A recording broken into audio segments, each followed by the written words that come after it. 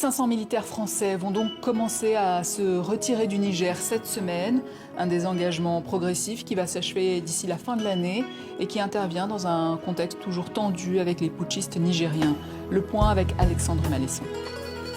Ils sont 1400 militaires français.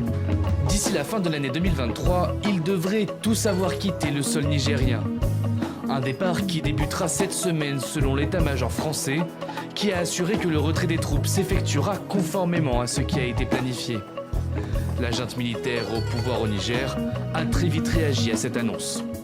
Le Conseil national pour la sauvegarde de la patrie et le gouvernement nigérien seront attentifs à ce que ce retrait se fasse dans le respect de nos intérêts et selon nos conditions.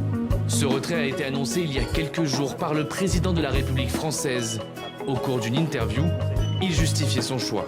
La seule autorité légitime du Niger, c'est le président Bazoum qui a été élu par son peuple et qui aujourd'hui est détenu en otage et est l'objet de ce coup d'État parce qu'il menait des réformes courageuses et parce qu'il y a au fond des règlements de compte largement ethniques et beaucoup de lâcheté politique. Nous mettons fin à notre coopération militaire avec les autorités de fait du Niger car elles ne veulent plus lutter contre le terrorisme. C'est donc la fin de la présence française militaire au Niger. Elle sera organisée dans le temps, dans les semaines à venir, mais c'est la fin de cette coopération. L'opération s'annonce complexe. Le Niger était devenu à l'été 2022 le cœur du dispositif français au Sahel, après le départ forcé des troupes du Mali et du Burkina Faso. Et sur le calendrier de ce départ, on va écouter l'analyse du rédacteur en chef Afrique de TV5 Monde Ousmane Diaye. C'était dans le 64 minutes de Mohamed Kassi. Ce départ est plutôt précipité parce que, la France ne part pas d'elle-même, elle part parce qu'elle est poussée, contrainte, et que le Niger demandait depuis un certain nombre de mois, de semaines, le départ des troupes françaises. Ce départ n'est pas préparé parce que ce type d'opération, pour le démanteler, il faut un certain temps.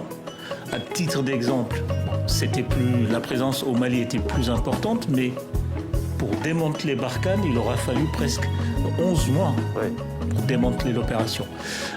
Or, ici, la France doit partir avant la fin de l'année.